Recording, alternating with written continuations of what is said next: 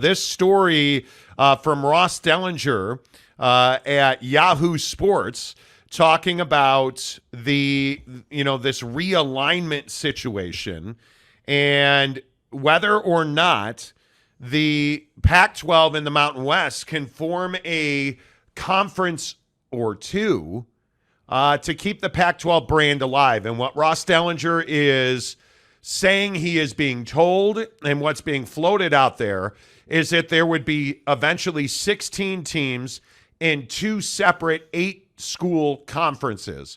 The Pac-12 would be essentially your higher level. The Mountain West would be your second tier. And everybody I know, listen. Don't freak out. Hands above the table here. There would be relegation. I know there's that word. Everybody wants it. Everybody needs it. Relegation. I want it. American sports needs to be European soccer. Well, in some instances. In this case, I think it makes a lot of sense. We had a long discussion on the show yesterday about how many super conferences are there going to be. I don't think there's any doubt that college football is well primed to be a petri dish, a testing lab for relegation in American sports. And maybe the Pac-12 and the Mountain West is where that starts. Under the theory being floated, you would have two 8-team conferences, and the Mountain West would serve as the lower tier. The Pac-12 would serve as the higher tier. You would have, from what I understand, you would have Washington State and Oregon State being obviously in the Pac-12 with 6 other universities. You would add an expansion to the Mountain West, 2 more. Now, Ross Dellinger floated South Dakota and North Dakota.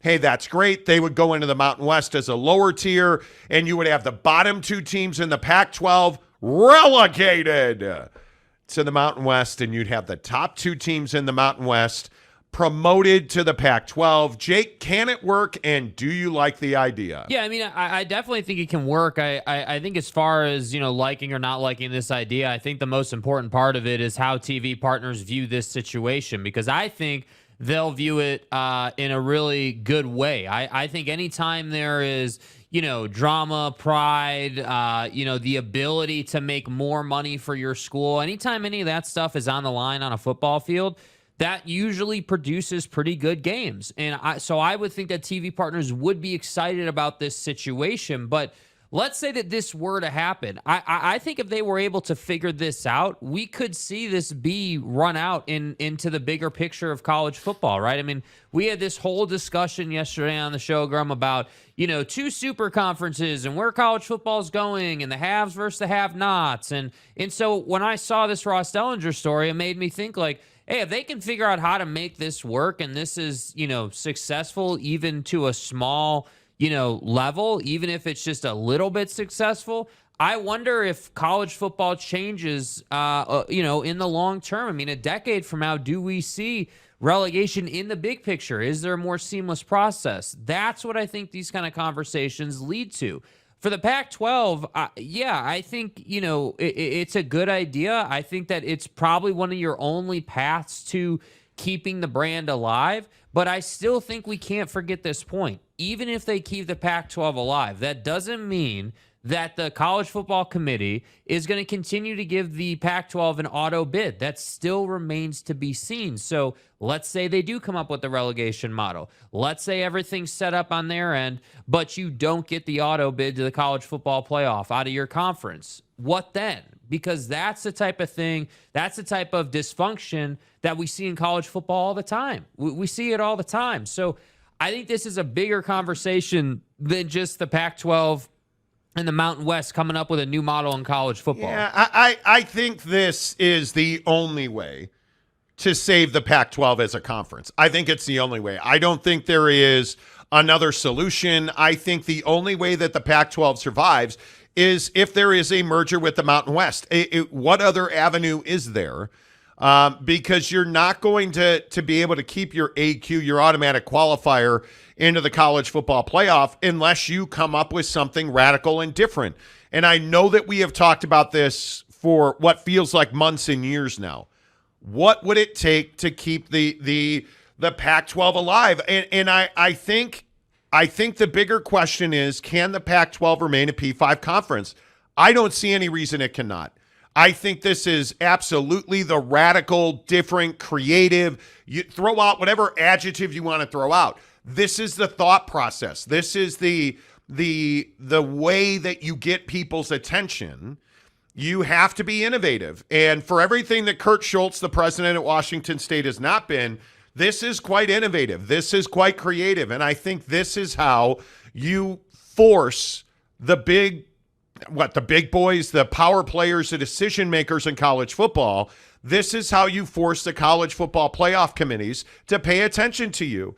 And the other thing that this does that I think is so incredibly important, it gives the G5s a significant voice and a significant place in the college football process. Because you look at what the Mountain West represents, there's a lot of representation in the Mountain West in the college football playoff committees. And I think that's huge. That's what the G5s want. They want representation. They want a voice. They want to be heard. They don't want this to go to 240-team super conferences and everybody else is just shit out of luck. That's not what the G5s want. Yeah. And I think this is an avenue to make that happen.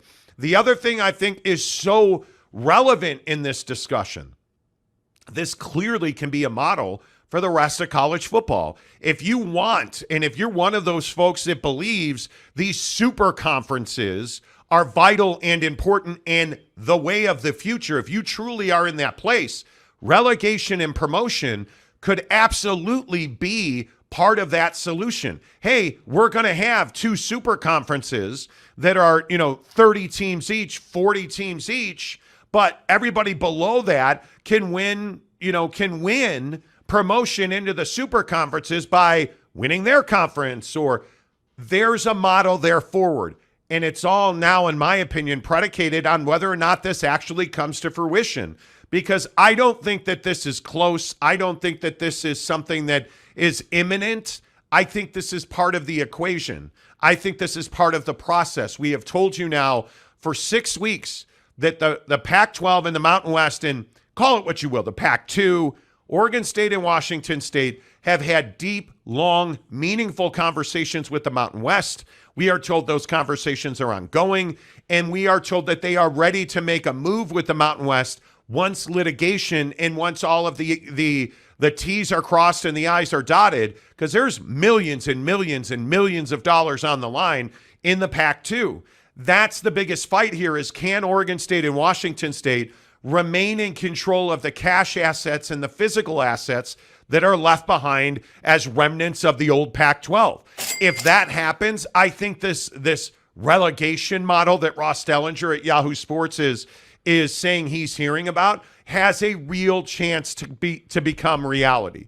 That's the only way this happens, because without the assurance that the Pac-12 can keep an automatic qualifying spot, without the assurance that the G5 is going to have control over who plays or have a voice in who plays for the national championship of college football, I just don't see how this can be realistic. Yeah, absolutely. And I totally agree. That's precisely what the G5s want. And I also think that, if you look at this conversation from a geographic perspective, this relegation model for college football works really nice. I mean, if you had, like the AAC as an example, attached to the ACC, let's say, or however you want to set it up, like there are ways that this can be done and have it work. And I think it's really as simple as saying to the G5s, hey, okay, you want to be in the conversation, you want that opportunity to play at the next level of talent in college football, then you got to go ahead and win your league or your conference or whatever. And then you can step up next season to that next tier. But is the Pac-12 worth saving?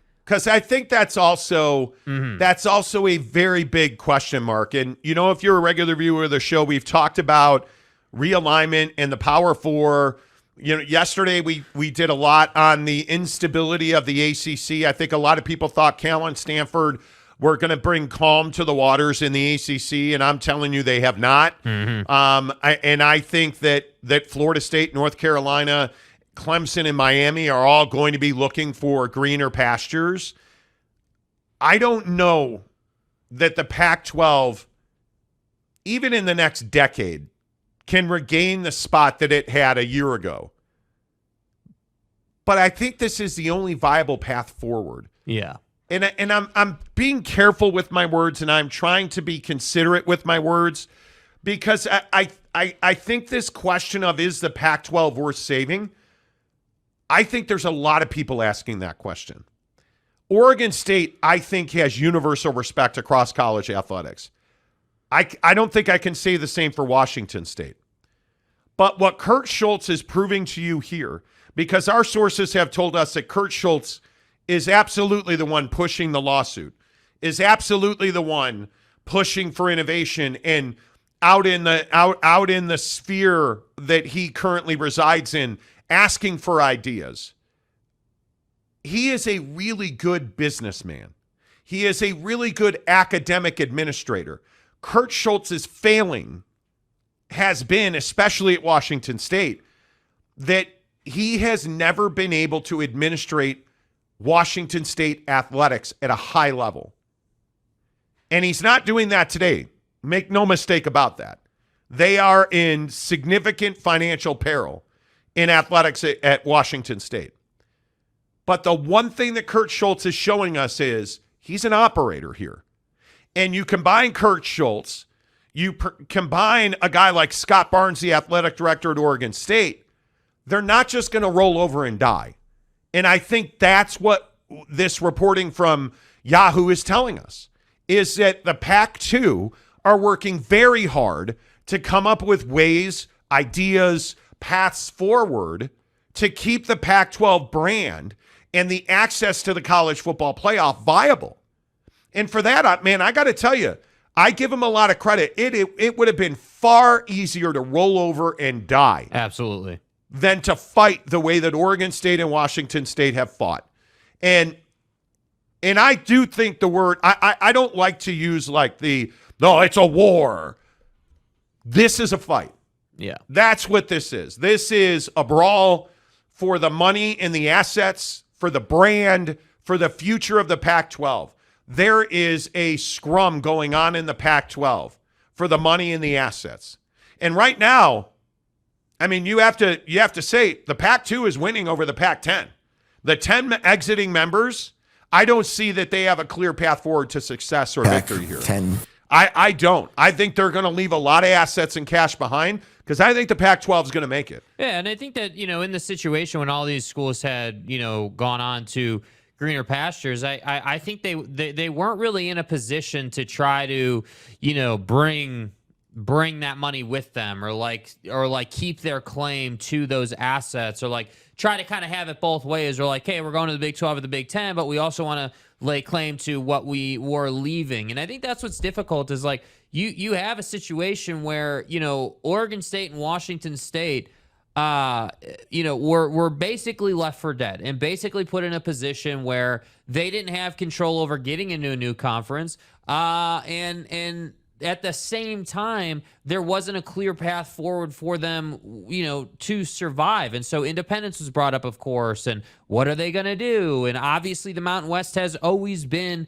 that backup plan, but it just kind of feels like we've now graduated from, hey, we're just going to merge with the Mountain West, to, hey, we're going to come up with a new system. We're going to come up with something that sort of catches people's attention and kind of, puts some waves into the water a little bit here, so people know that we're still here. We're still trying to do things. Yeah. And it is admirable. And I do think that, again, I do think relegation in college athletics can work. I think it's easiest in football, because I think once you start getting into, let's say basketball or baseball, or these sports where it's a more even playing field, I think that makes it a little bit more difficult. So I don't think that relegation necessarily has to be instituted in those sports, but in football, the gap is so large between, the top, 40 point. teams, Yeah, versus the pot of 100 other teams. Well, I think you just look at the AP top 25 this week. Yeah. And I think you see a very clear, point of delineation. You look, I think once you get past USC at number 5, I don't think anybody believes that Ohio State is the same Ohio State. I think you You have a game this week with Notre Dame at Notre Dame where Ohio State's only favored by 3 on a 55-point number. Like that's significantly different than what I think we would have seen in years past. And you start looking at Penn State, you start looking at Washington, Notre Dame, Oregon's 10th. I mean, is there anybody who believes that Georgia, Michigan, Texas, I think, is Florida State for real? Like, I think they are. USC is, I think, for real. Below that, I don't know that there's a national championship contender there. I might be able to make a case for LSU, but I don't think you're looking at Ole Miss as a national championship contender. I don't think you're looking at Oklahoma, North Carolina, Miami, Prime at 19, Iowa at 24. Yeah. I don't think you're looking at a group of teams here, even these 25 outside of SC, Florida State, Texas, Michigan, and Georgia, who are legitimate national championship contenders. And it's the argument that the G5 makes year in and year out that we can talk about access for Cincinnati, but then Cincinnati gets there, and what happens? They get fucking boat raced. Yes. Excuse my French. They're not even in the contest. On to Cincinnati. That's the hard part. The BCS buster that was Utah, that's so rare anymore. And go back to the Bowl Alliance. It was so rare then. It's even more rare now. There aren't 40 teams with access to the national championship. Well, and imagine if the AP top 25, instead of being the top 25 teams currently ranked in college football, imagine if that was the national championship tournament of college football. How different would the conversation be if it was Georgia versus the 25th team? Well, we'd be sitting here saying that Georgia's got a free pass to the national championship anyway. So with all due respect to the G5 caliber school, like, that's why I think relegation could be good for you, because then at least you have the ability to say, hey, yeah, we did win. We did earn our way here. Like, right now, you don't really have a way in. You don't have that thing that, like, legitimizes you outside of you running undefeated seasons out there. And I don't mean to keep going deeper and deeper into this, but the question that always comes to my mind is, do we need systematic change in college football with regard to how the national championship is decided? The NCAA tournament is a far better model than the college football playoff, but it's not realistic to have a month-long football tournament. I just don't think that's realistic in football. The physicality of it, in a compressed window, like, I just don't think it's realistic. But the unspoken truth, and I think the thing that a lot of people don't want to talk about is, do we really want Waxahachie State Ambulance Repair College having access to the national championship of college football? No. Because we don't watch when that happens. Yeah. Let's be very clear. The NFL, did you guys, and we'll talk about this a little bit later in the show, did you see the number Amazon pulled? 16.6 million people watch week 1 of the NFL in a meaningless football game. Do you understand the numbers that, like, Deion Sanders broke records this weekend at 9 million. The NFL falls out of bed and gets 16.6 million on Amazon Prime. Like, we're not talking about wanting small schools. We're not talking about whether it like SMU is probably a really good example of this. Congratulations, SMU. You bought your way into the ACC.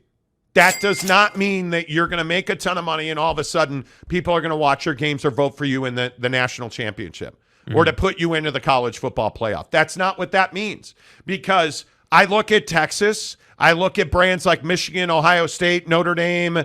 You know, you go to your conference, go to your Big Tens next year. With all due respect to SMU, Oregon, SC, like every brand in the Big Ten is going to have far more pull than SMU is going to have. We want blue bloods. We like big matchups. That's who we are as football fans, especially in college football. Nobody cares about lower end matchups.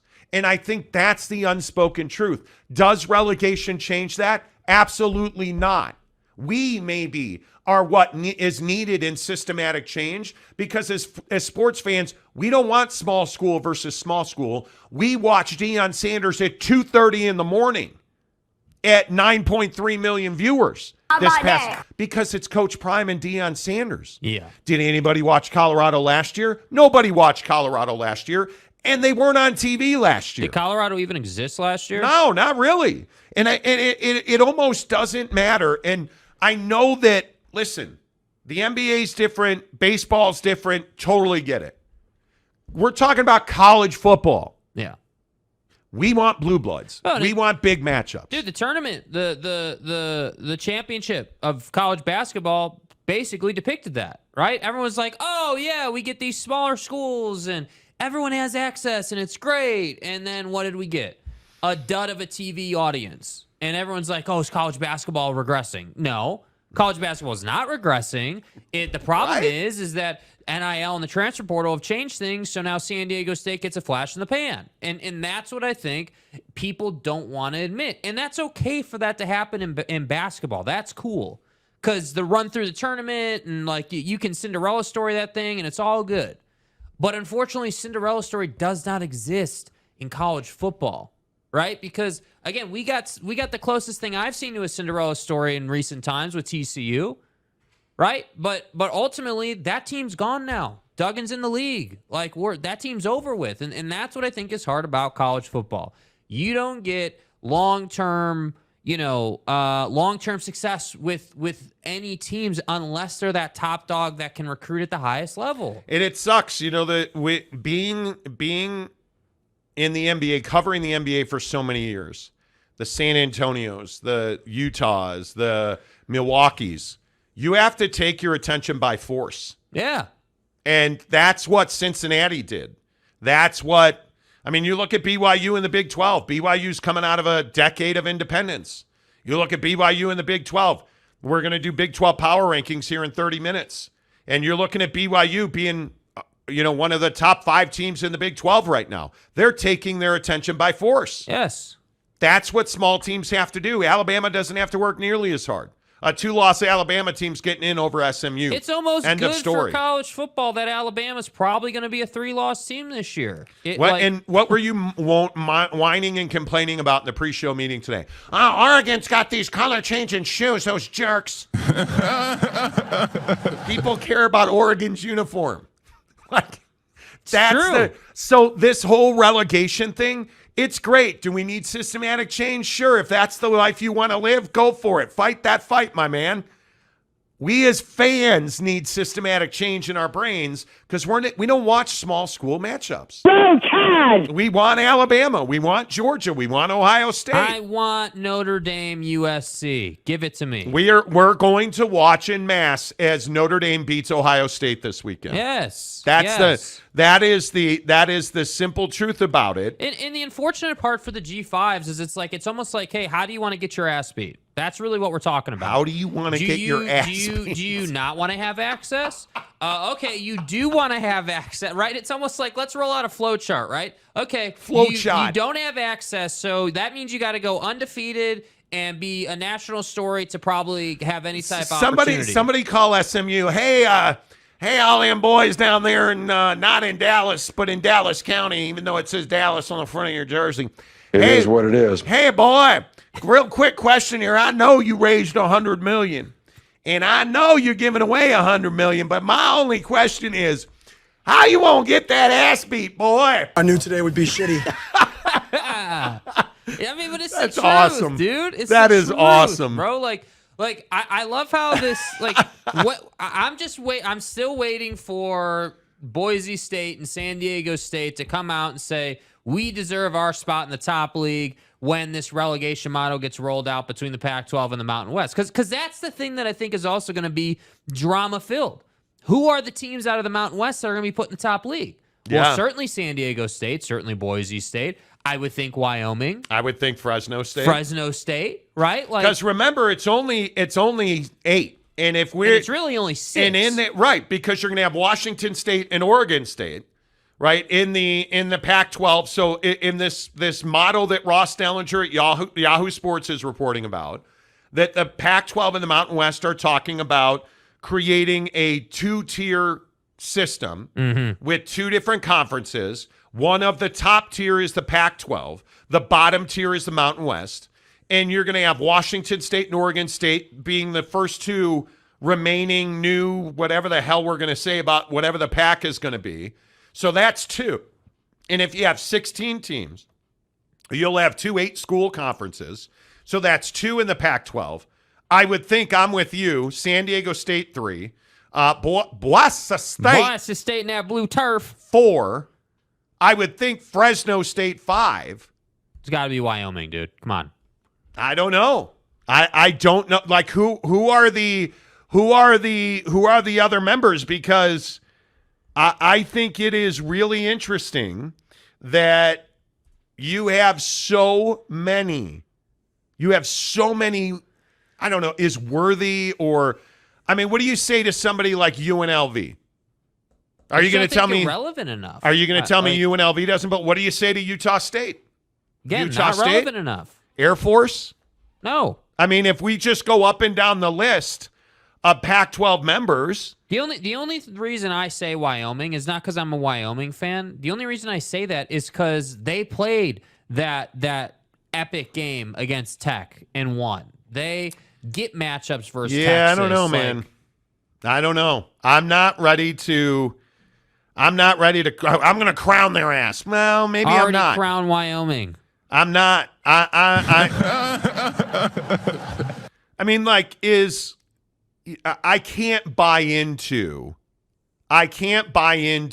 Hawaii. No. I'm not there. But are you telling me that UNLV doesn't belong? Are you telling me San Jose State, you wouldn't put San Jose State in the Pac-12 just for the market on its own? Just to have the Bay Area representation in the Mountain West or in the Pac-12, or you would have to almost. Mm-hmm. But I don't think there's any doubt that, what about Colorado State? Yeah. I mean, if we're having the conversation and you're Washington State, Oregon State, San Diego State certainly, Boise State certainly, Fresno State certainly, UNLV I think has to be there. I think Colorado State's probably there. I mean, I don't know how you say no to San Jose State. I don't know how you say no to San Jose State. Yeah. I know everybody's going to be like, what? But how do you say no to San Diego State? How do you say no to – those are all no-brainers. Yeah. How do you say no to San Jose State? Because of the market that they're in. I don't think you can do that. Yeah. Colorado State and UNLV, I think it is a death match. Absolutely. All right. Less of us, more of you. Get into the comments section. Are you in favor? Here are some of the things we'd like to hear from you guys on today. Are you in favor of relegation in college athletics? I'm not in favor of it in the NBA. I'm not in favor of it in Major League Baseball.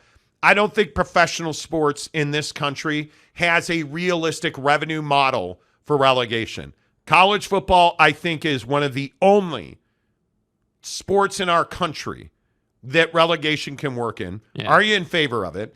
Do you care if the Pac-12 survives? Because I think I'm at my breaking point on will the Pac-12 survive. It's going to survive in some way, shape, or form. It's just a matter of who's going to pay for it. Yeah. I think that, yeah, sure, the name, image, and likeness of the Pac-12 will survive. It's never going to be the same. It is never going to be the same. And I also think we got to ask the question of, hey, this proposed top tier conference, the top 8 school league that we're talking about in this relegation model, is that a power conference? I mean, Boise State, San Diego State, UNLV, Oregon State, I'm not sure that gets it done as far as the committee is concerned. I mean, that's what I'm saying. Like, I still think you're at risk of not having access. And by the way, the big boys are inclined to deny you access. Why? Dude, if they don't have to deal with you, why would they? But why did we say that? Think about our conversation yesterday about the ACC and the Big 12. TV is going to make that decision. Yeah. And I think that ESPN, ABC, NBC, CBS, whoever you want to point to, HBO Max now is talking about getting into live sports. You look at the TV landscape. I believe there is a home for that. I believe that you're going to have to stream an awful lot of your content. And if we're talking Pac-12, I'll just go all the way back to the beginning and say the biggest mistake the Pac-12 made was not getting into bed with Google or Amazon, because Amazon Prime is absolutely the place the Pac-12 should have gone. 100%. Facts. We'll see how that plays out. Yeah. All right, before we get to your comments, let's remind you, Bucked Up is the official energy drink of the Monty Show. Yeah. Woo! I'm ready for a buckshot that today. was a heater the first 30 minutes. I am ready for a buckshot today. Relegation always turns it up. Yeah. Relegation always...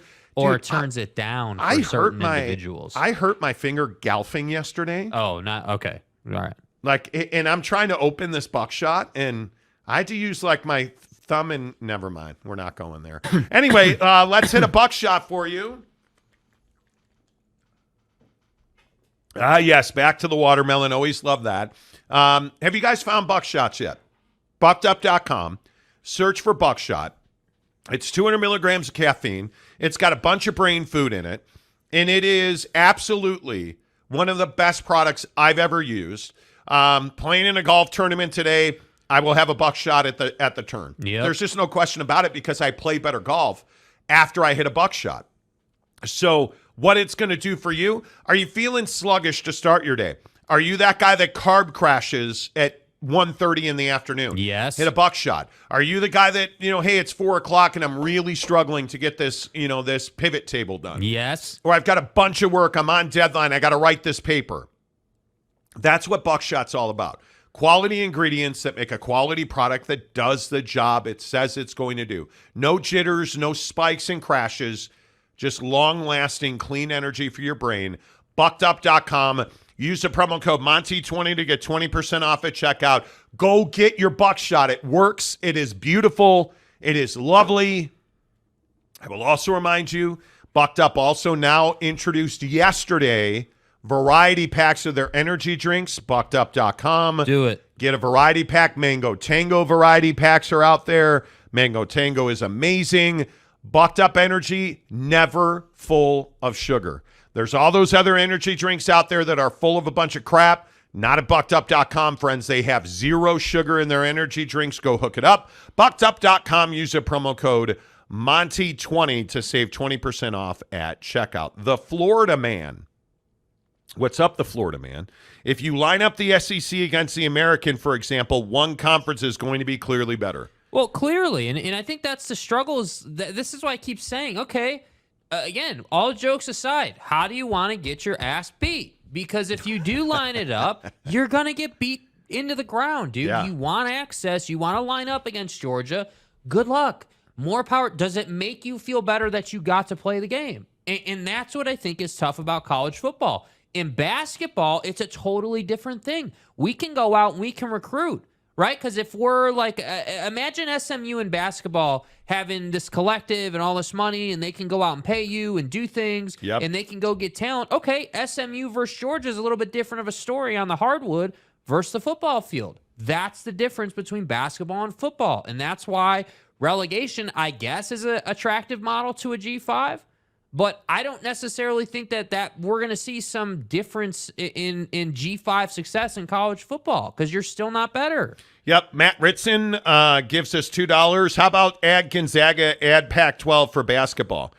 I mean, I think it's absolutely possible. I mean, we know Gonzaga and the Big 12 had long conversations, and Gonzaga just was not ready to pull the trigger when the Big 12 needed him to. I like Gonzaga. And I think the Pac-12 would very much like to add Gonzaga. But it's not done till it's done. And I think Gonzaga is a brand that's out there in the WCC, which is a really good basketball league. But I think Gonzaga owns the WCC. They're not going to go into the Pac-12 and own the Pac-12. They're not. Especially with the way college basketball is working these days, it's more and more difficult to win. Yeah. John Teal for $2. Memphis, Rice, Tulane, North Texas, and the PAC-8. Why? Why do we have to... Guys.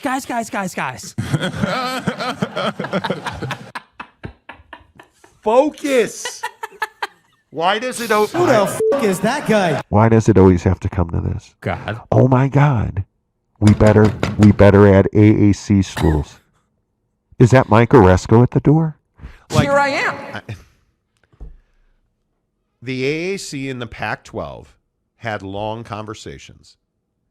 And the Pac-12 said, no thanks. Pac-10. Regionally, it makes absolutely no sense to make less money and travel more. Yeah. And I don't understand this fascination. And at first it was Oregon State fan. AAC, Mike Oresco's a god. Mike Oresco's going to save this beaver. I totally get it. But that was never going to work. Yeah. And I said from the beginning, it's not a fit. AAC's not fit. You're stupid. You're fat. You don't know college sports, you dumb hick. Okay. Okay. And this is where hey, you're old, you're a Mormon, you're going to die soon. I'm not old, I'm not a Mormon, and I'm in perfect health. Sorry to disappoint you. That's where all that came in. Like, we had Oregon State fan calling us fat old Mormons. Okay. If that's how you live your life, sir, it doesn't make the AAC a better fit for fat old Mormon men to die at the age of 50. Sorry to break it to you. It still means the Mountain West is a better fit. God bless. The regional, there's less travel expense. They make more money. I know it's crazy. Please stop with Memphis and oh, man. Why does Memphis want to travel to Corvallis multiple, probably 5-10 times a year? Vexes me. Across all sports. Yeah, they don't. Why would they want to do that? Yeah, they don't. Yeah, they don't. That's right. Yeah. That's right. Yeah. Zach Sloter gives us $5. Hey, guys, I'm in Utah. Tri-Day Trading. Let's go, baby. What did I tell you? Our viewers turning out in numbers at tridaytrading.com. I can only say it so many times. Here's proof. You guys are always like, you're making that up. Here you go. Bro, Zach, you gotta take some pictures at the Tri-Day Trading headquarters, bro. We need to see what it looks like, man. DM me on Instagram, SLC Jake. I'm in Utah at the Tri-Day Trading offices. You guys were totally right. By the way, Super Chicks is amazing. Too bad they don't have these in Iowa. Super Chicks is amazing. And we've decided that the deluxe at Super Chicks is the way to go. No, it's a bit but anyway, the point is, here you go. Here's another one of our viewers, not Bacavo. Here's another one of our viewers going to tridaytrading.com. Here's another one of our viewers telling you it's amazing. Tridaytrading.com. Stop complaining about your boss. Stop complaining about going back to the office. Get to Tri-Day Trading. $10 for a 30-day trial membership. That's all it takes. That $10 is a charitable donation. They give it right to charity, so it's a tax write-off.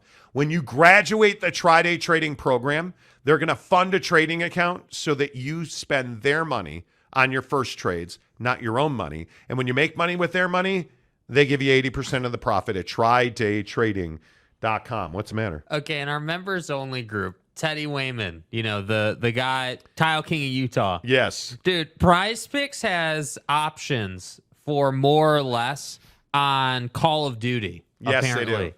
Dude's got like an 18 pot working here of more or less on 36.5 map kills. What are we doing? I love Prize Picks, but I am not wagering that Monty cash on bros that are playing Call of Duty. I'm not willing to do that. I am not here for that. Zach, thanks for the note. Mike Smith, is Tri-Day Trading offices code for Scientology auditing stations? I sifted through all that. What? No. Daniel Dixon, fat people are just big bone. They like food. Yeah, I'm big bone, man. Fat? It's a gland issue. Hello? I'm a man. I don't know what it is. It's a gland issue. It's a glandular. Hey, bro, I'm not fat. It's a glandular issue. Right, but that glandular issue made you fat. That's not the point. It's That's my not glands. what we're about. Yeah, my glands are... Okay. Some have roosters, too. Okay. Christopher Shannon, why the F do you care about TV numbers? Do you own a TV network? Why do you care about corporate well-being? Why wouldn't I care? Yeah. So let me get this right. Because I said earlier that Amazon Prime Sports announced that in total, 16.6 million people tuned into the NFL in week 1 on Amazon Prime Sports. Massive number. Yeah. And I think it's really important because what the NFL is proving and showing is that 16.6 million people had a flawless experience and that they can turn out the NFL, the biggest sport in the world, the NFL. They can broadcast that in digital, online, and stream without a problem.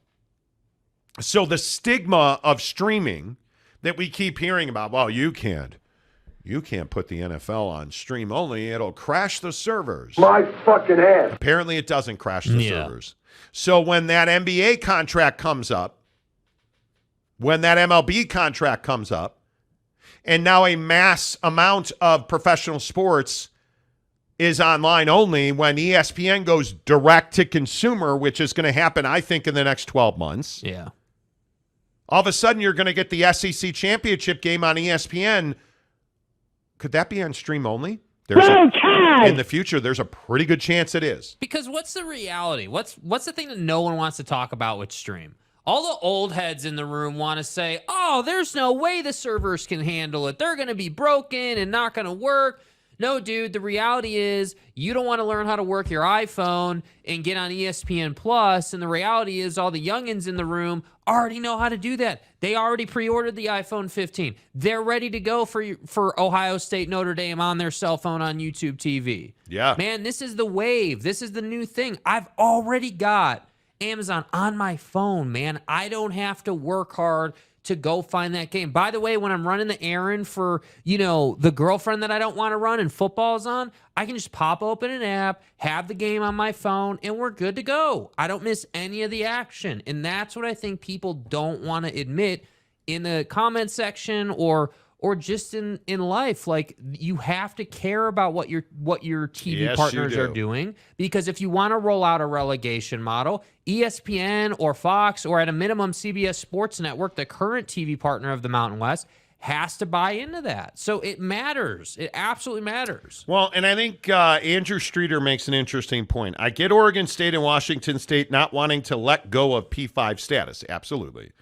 But a gimmick between those two entities won't move the needle in the eyes of the playoff committee. So let me ask you this. Is it a gimmick? Or is this model to try and build a relegation system between the Pac-12 and the Mountain West, which is being reported by Ross Dellinger at Yahoo Sports? Is this a gimmick, or is this a legitimate business model? I think it's a legitimate business model. I think when you look at what relegation represents in college football, it's things like Colorado College. It's things like, any of the bottom feeders in, the Vandies, think of the Connecticut footballs. Think of the Northwestern football. Any of those irrelevant universities in sports bumping down a tier because they don't win football games. And I know that this is going to please Jake, and I'm sure that he's pleasing himself over it. Right. But winning on the field's going to matter. Finally, winning on the field's going to matter. Yeah. And I think if you are San Jose State or UNLV or San Diego State, and you've been beating the drum that you deserve a seat at the table, go win football games. Prove it. Because San Diego State, which humiliated itself over the last 6 months, has this beautiful palace at Snapdragon Stadium in a beautiful region of our country in San Diego, yet nobody goes to San Diego State home games. That's a problem. It's not the best situation, and we all know that. And maybe Brady Hoke doesn't get a free pass for 5 years. Maybe if you're going to get relegated and it's going to cost you money, maybe we'll actually be serious about getting out and recruiting. Maybe we won't cut budget on those, hotel rooms in Los Angeles because we don't want to pay the money to recruit. Well, yeah, but you're going to get relegated and lose TV money. Well, yeah, maybe we should fly those kids in for a football game at Snapdragon. Maybe you'll take it more seriously. Yeah. And I think that's why I don't believe, Andrew, that it's a gimmick. I don't think it's a gimmick. I think it is a very, very serious deal. I think it is simultaneously the only way to survive, but and also the new age. It's finally an idea. I mean, think of it this way. When's the last time we even had an idea that we could table about, hey, what's the direction? Because, obviously it was the BCS. Now we have the college football playoff. Like we've seen progression, but The college football playoff wasn't like a radical change. Like we just sort of massaged the situation to give us a little more control. Well, look at Midnight Musing. As a Liberty grad, dude, think about what Liberty and BYU represented to Liberty last year. Yes. You guys remember that Yes, game? dude. My God. As a Liberty grad, we're lucky to get any attention on the networks. G5 schools don't get what they deserve. They get what they've earned. Man, I think that's such But a it's good just point. facts. That's totally facts, dude. Great point. And I think Liberty's a perfect example of a team that beat BYU as BYU moved on to P5 status. Yeah. And now, they're doing great. They've earned it. BYU's absolutely earned it. But that doesn't mean that Liberty's less deserving. Oh, yeah, it does, because a million people don't watch Liberty games, and BYU sells out, and BYU's got a fan base, and BYU draws TV, and BYU sells road tickets, and G5 teams get what they've earned. I think that is an excellent point. Real quick, Football 50 with breaking NFL news coming up here in 60 seconds. Teddy Wayman, the Tile King of Utah. Sup, guys? So, dude. The COD Call of Duty. Entry is from a trusted source, quote unquote. Trust me, bro. Have a great day, y'all. Here's the thing. Is Call of Duty still the GOAT? Yes. They're remastering and re-releasing all the old maps. I'm here for it. Listen, just really quick. I know we got to get to football fit. Listen to some of the names of these players that he's got more or less on. Halzerk, less than 36.5 map kills. Perfecto, less than 36.5 map kills. Waxic, less than 36.5 map kills. Like, dude, what are we playing? Are we playing cage match or free for all? Like, what are we working with here? Like, are we talking about the guy that runs around favela no scoping, or are we talking about the dude that's shotgunning people in the hallway? Like, what are we talking about, dude? Hey, what about the camper, bro? Camping's realistic. Listen, asshole. Give me 6 claymores, I'll camp, and then you can complain about it every time you fall over a claymore and die. Yeah, nice tactical insertion, dude. Hey, dude, did you guys see my helicopter that was up there? I had a helo up because, I listen to my helicopter up there, bro. Like, I'm camping out in the corner over here with my claymores, and you're just dying. How many times in your Call of Duty life did you die trying to kill a camper and you just could not kill him? Chilling in the helicopter on crash with like 3-4 claymores in the middle of the map, dude. This jerk is camping, and now he's got a helo up there. And you're in your living room playing Call of Duty, and you hear the helicopter, and you're actually looking up at your ceiling. And it's like, dude, this is a code 10 abort. Yeah, that's a video game. It's not actually a...